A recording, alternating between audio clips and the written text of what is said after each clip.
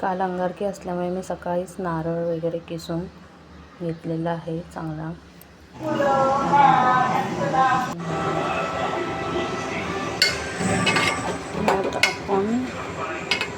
याच्यात आपण नारळ किसून त्यात गूळ, वेलची पावडर, तूप थोडं टाकून ड्रायफ्रूट्स टाकून चांगलं शिजवून घेऊया. हे सर्व शिजवताना आपण गरम पाण्यामध्ये थोडंसं तूप, मीठ वगैरे घालून पीठ केलवून घ्यायचं चांगलं.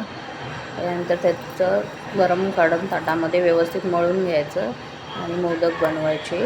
असे हे सेट करून ठेवलेले मोदक आहेत. ते आपण आता व्यवस्थित वाफ घेऊन चांगले शिजवून घेऊया. मोदक तयार. गणपती बाप्पा मोरया, मंगलमूर्ती मोरया.